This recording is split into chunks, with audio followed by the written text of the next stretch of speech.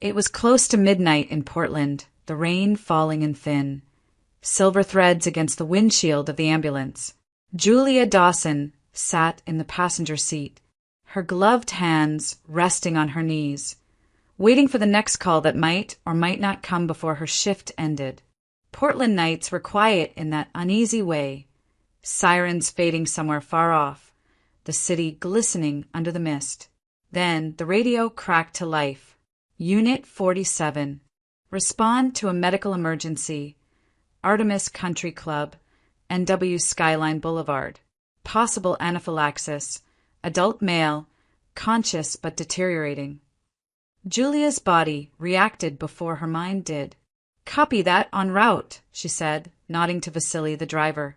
Zina, her partner, reached for the trauma kit. The wail of the siren cut through the drizzle as they sped toward the hills.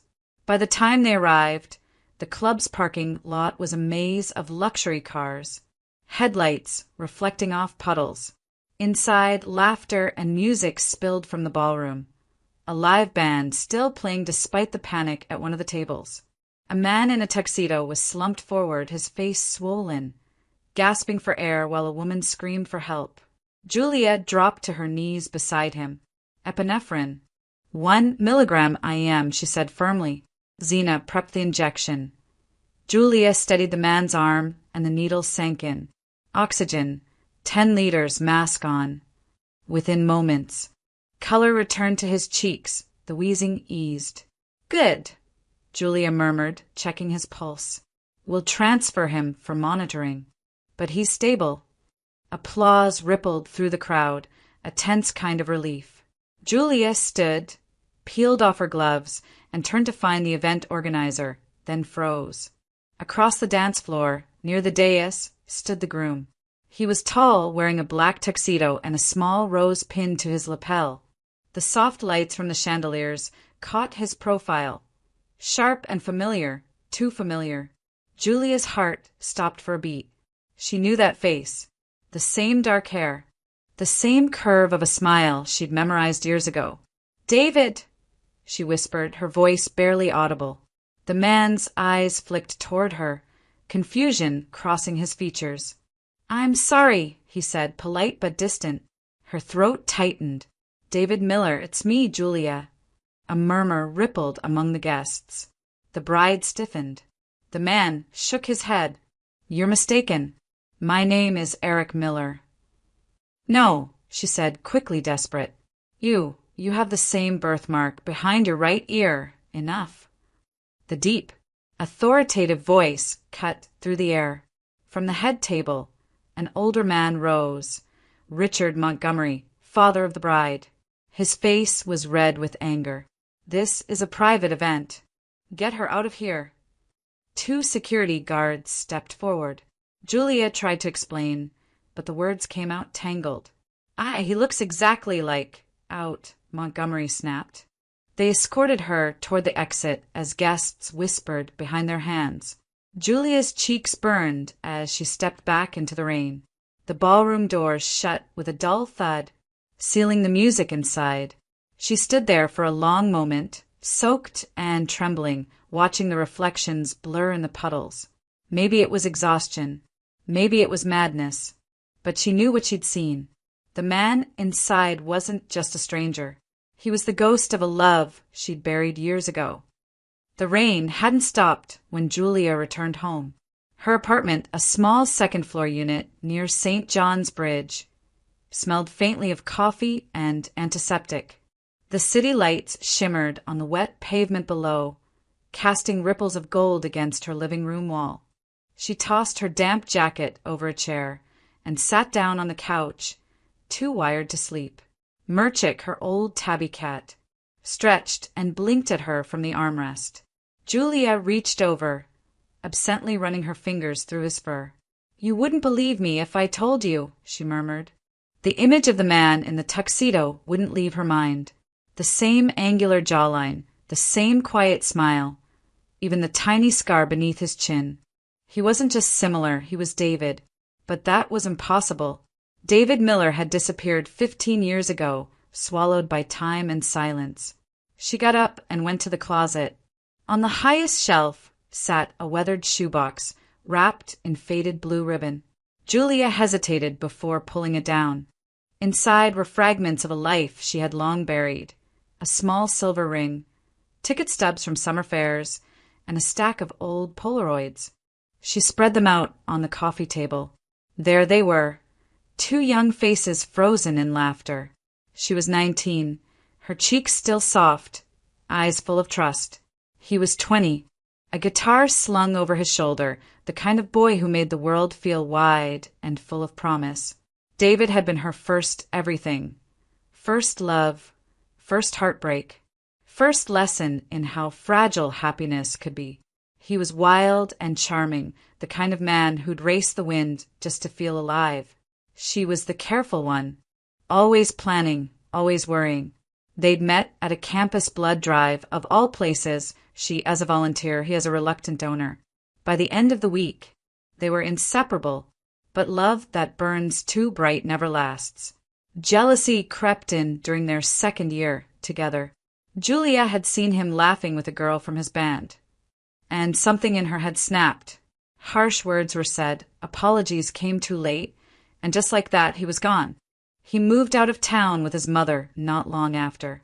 She wrote letters that were never answered. Eventually, silence became her answer. Years blurred. Julia finished her training, became a paramedic, and married Stanley Dawson, a dentist whose idea of affection was scheduling dinner between appointments. The marriage was short and cold. They divorced quietly, no children, no drama. Just two people realizing there was nothing left to save. Now, sitting in the half-light of her living room, Julia felt the old wound reopen. The memory of David's smile ached like a bruise. She turned the photograph over and traced his name on the back, the ink faded but still visible.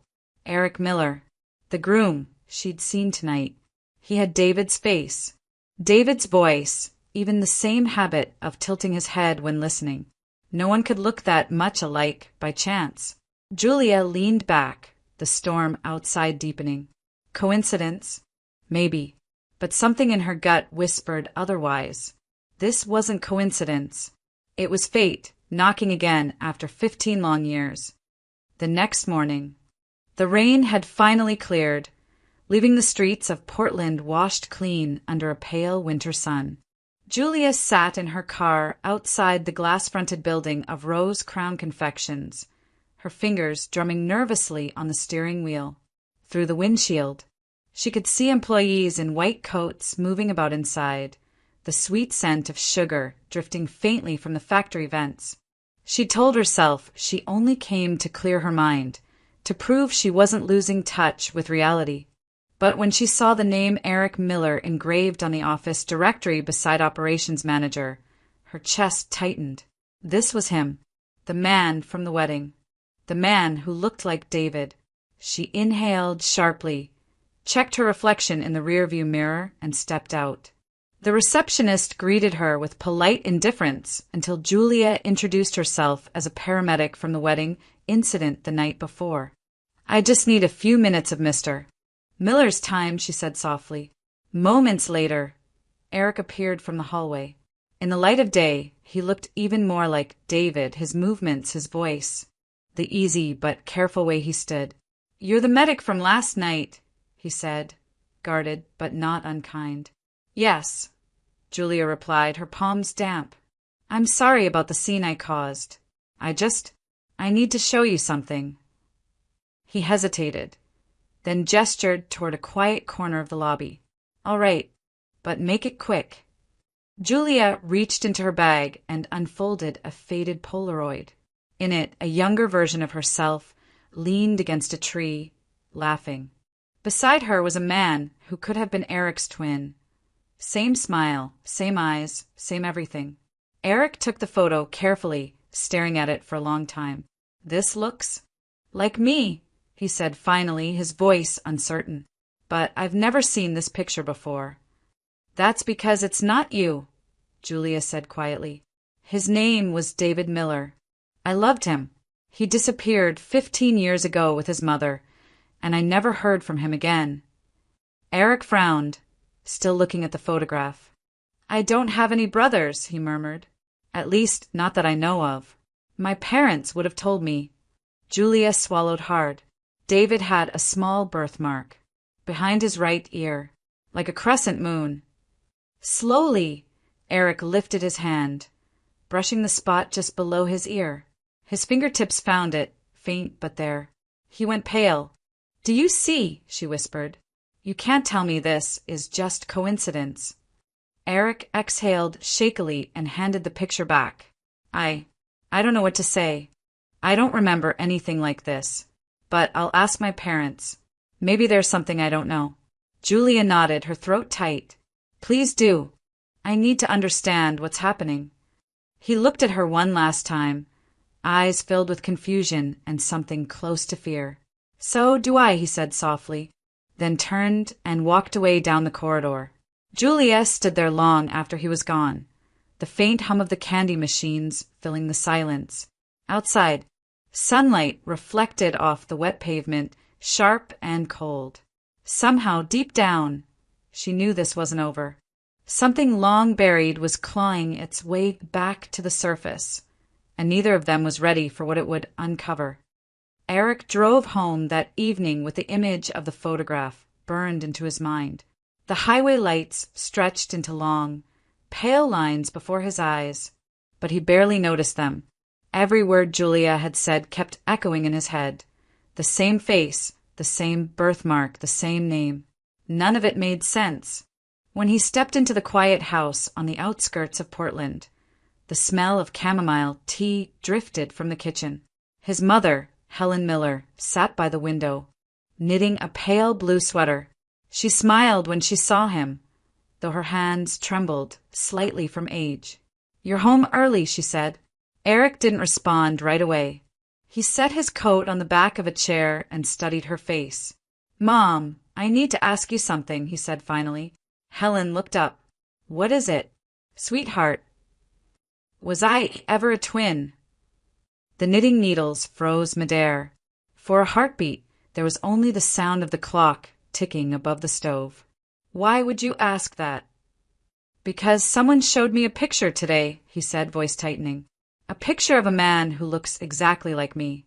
Same face, same scar, same everything. She said his name was David Miller. Helen's color drained. The needles slipped from her hands and clattered onto the table. She pressed a trembling palm to her mouth. Oh, God, she whispered. You found out. Eric's stomach twisted. So it's true. Tears welled in her eyes as she nodded. Yes, you had a brother. You were born together, 2 healthy boys. But there was a fire at the hospital that night. The maternity ward burned. The nurses ran with the newborns. And when it was over, one of you was gone. He stared at her, unable to breathe. Gone? How do you lose a baby? They said maybe someone mixed up the tags, or maybe he was taken. We searched for months, but the hospital closed, records vanished. And your father, he couldn't bear to keep looking. We never told you. You were all we had left. Eric pushed away from the table, pacing the room. You kept this from me my entire life. His voice broke somewhere between anger and disbelief. Helen wiped her tears. I wanted to protect you. There was nothing left to find, Eric. Sometimes the past is better left buried. He shook his head, gripping the back of a chair. No, someone out there had my brother's face. He was real, and I need to know what happened to him. Helen looked at him helplessly. If you dig, you'll only bring back pain. Maybe, he said quietly, but not knowing hurts worse. He grabbed his keys and stepped out before she could answer. The cool night air hit his face, grounding him just enough to pull his phone from his pocket. Julia answered on the second ring. Eric. I talked to my mother, he said, his voice low and unsteady. She admitted it. I had a twin. He disappeared in a hospital fire the night we were born. There was silence, then Julia's breath caught. Oh, my God, my mother worked at that hospital, she whispered. She told me stories about that fire. I never imagined. Then maybe we can find the truth together, Eric said. Julia's voice trembled. Yes, we have to. As he hung up, Eric looked back at the house, his mother still framed by the window, her face pale in the lamplight.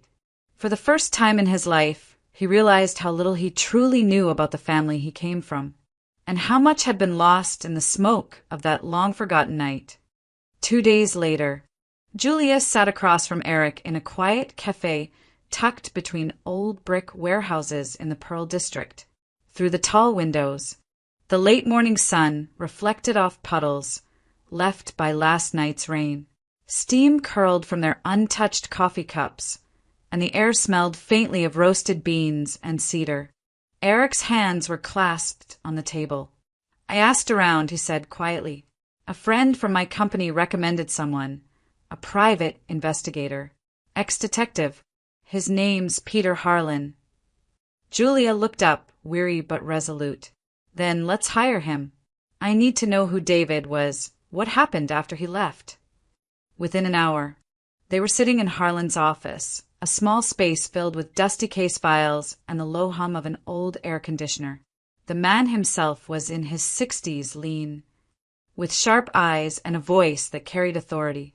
He listened as they explained everything, from the photograph to the hospital fire to the uncanny resemblance between Eric and David.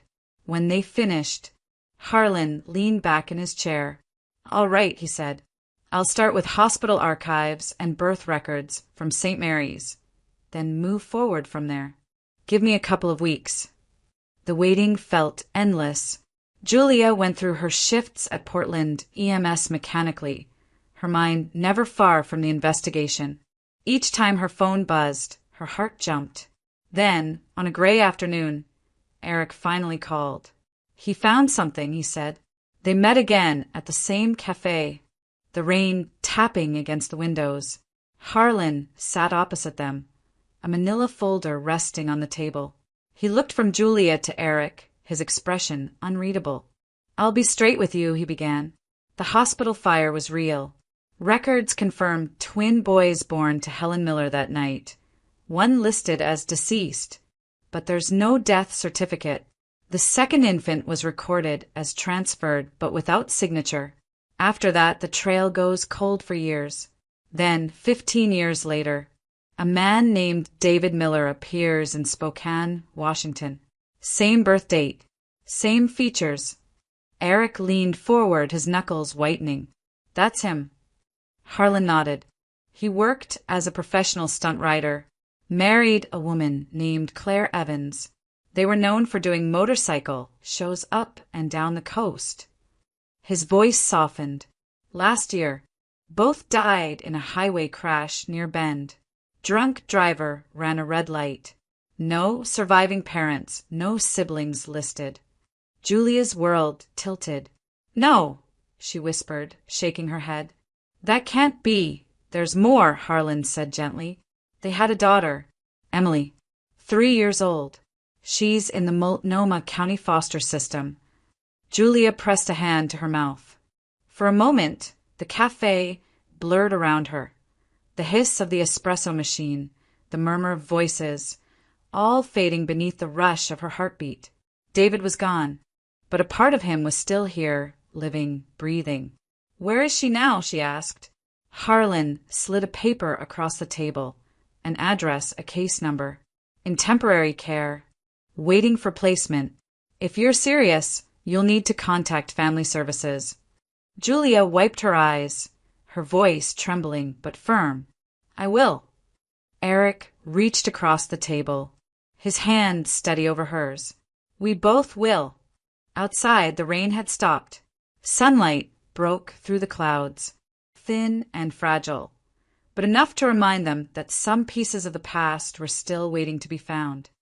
The next morning, the air was crisp and clear as Julia parked in front of the Multnomah County Family Services building. The glass doors reflected a gray sky, and her hands trembled slightly as she clutched the folder of documents Peter Harlan had given her. She had spent the night reading them over and over, the report confirming David's death, the mention of a daughter named Emily, age 3. Inside, the reception area was bright but sterile, filled with the faint hum of computers and the soft voices of caseworkers answering phones. A mural of painted butterflies covered one wall, meant to make the space feel welcoming. But to Julia, it only reminded her how fragile everything was.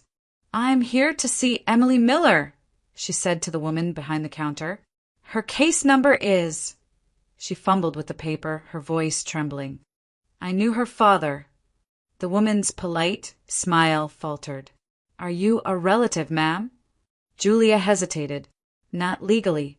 But I'm sorry," the woman said gently. "We can't permit visits without approved kinship or court authorization. Emily is in temporary foster placement." Julia felt the air leave her lungs. "Please," she said quietly. "Her father was someone I loved. I just need to know she's okay." Before the worker could respond, a familiar voice spoke behind her. "She's with me." Julia turned. Eric stood in the doorway, rein still on his coat. He approached the counter and handed over his ID. "Eric Miller. Emily's my niece. My brother was her father." The woman's expression shifted instantly. "You're listed as her next of kin," she said, flipping through the file. "We can arrange a brief, supervised visit. Follow me, please." Julia's legs felt weak as they walked down the hallway. Walls lined with children's drawings, houses, stick figures, sons with smiling faces. When they reached a playroom, the caseworker opened the door and stepped aside. Inside, a little girl sat on the floor, stacking wooden blocks into a crooked tower. She had light brown hair tied in a loose braid and wide blue eyes, David's eyes. The sight of her made Julia's heart stop. "Emily," the worker said softly, "you have visitors." The child looked up. For a moment, confusion flickered across her face. Then, as if recognizing something unseen, she stood and walked straight to Julia. "Mom," the girl said, her voice small but certain.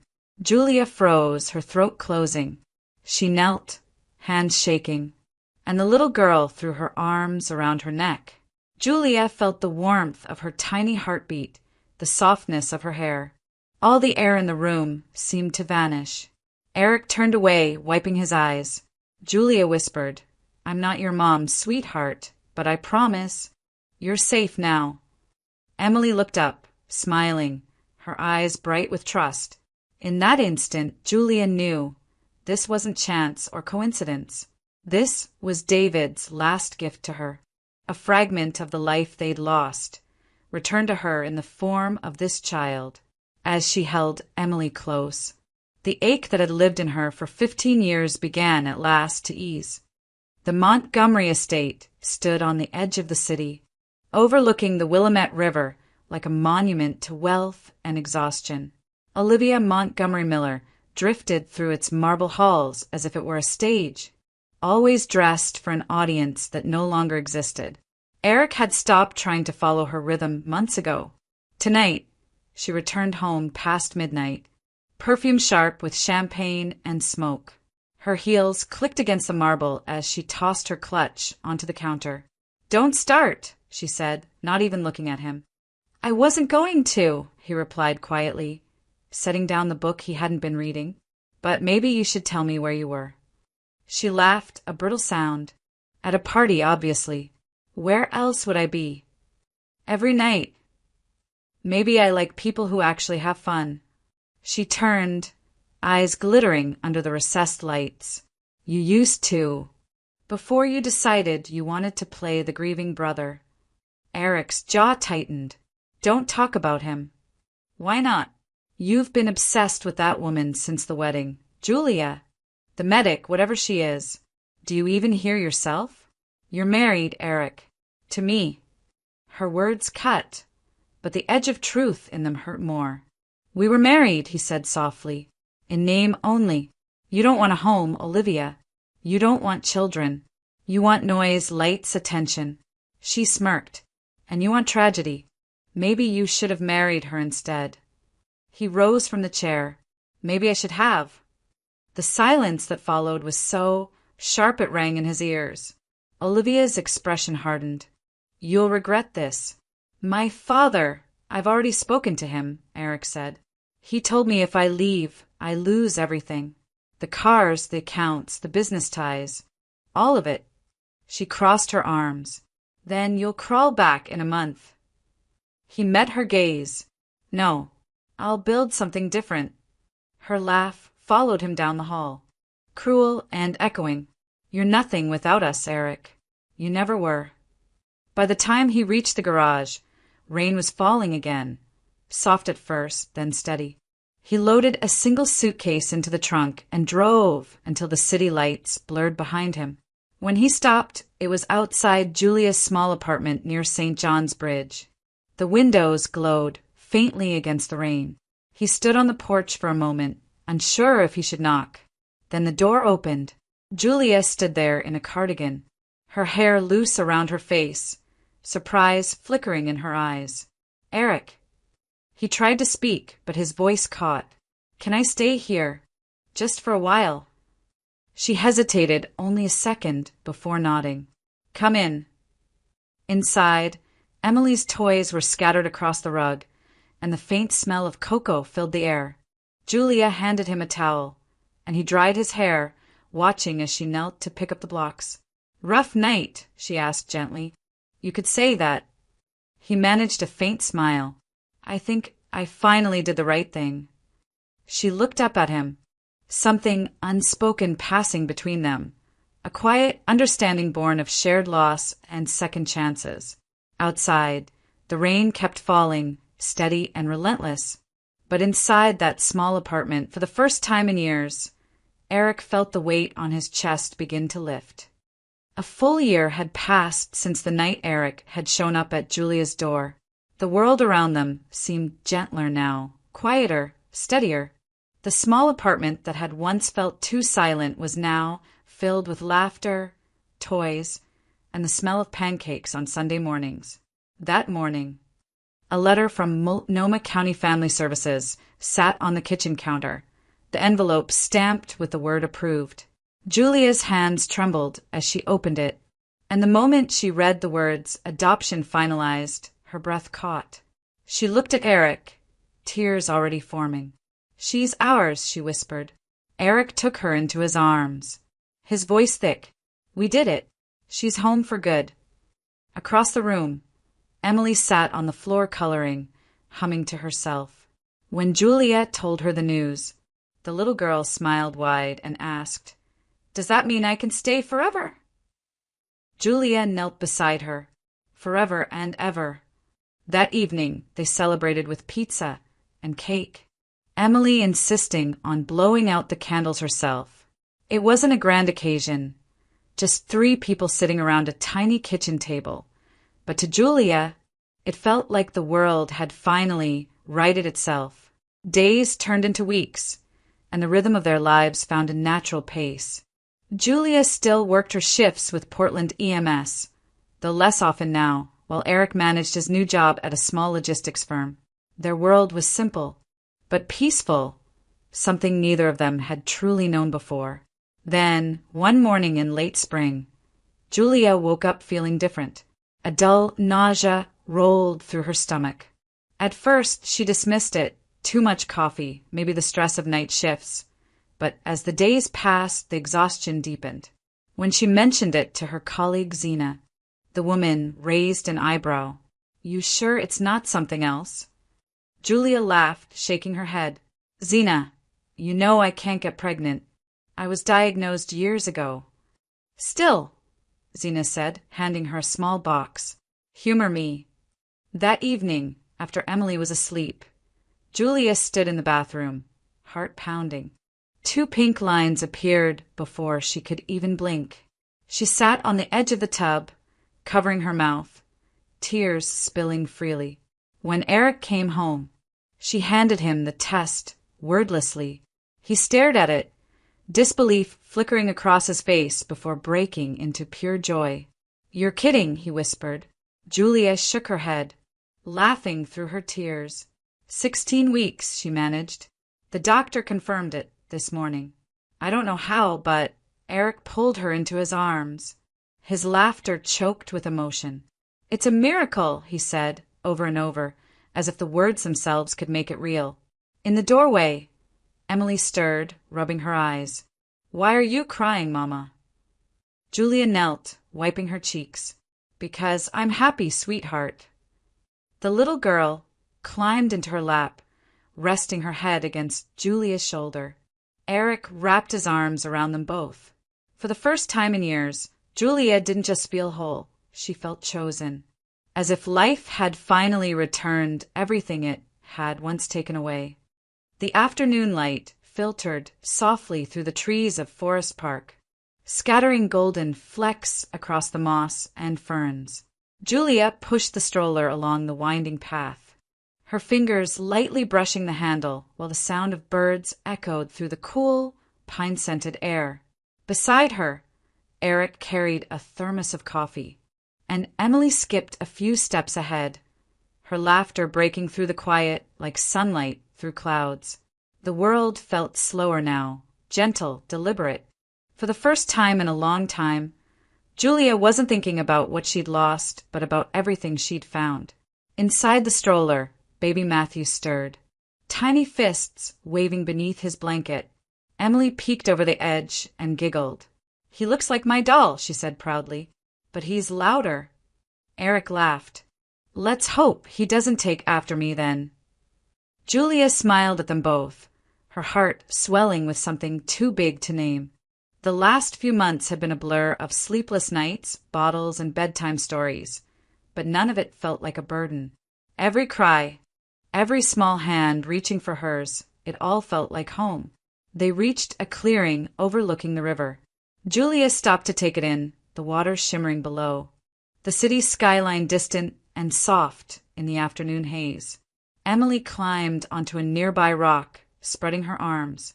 This is our place, she announced. Eric nodded. Our little kingdom.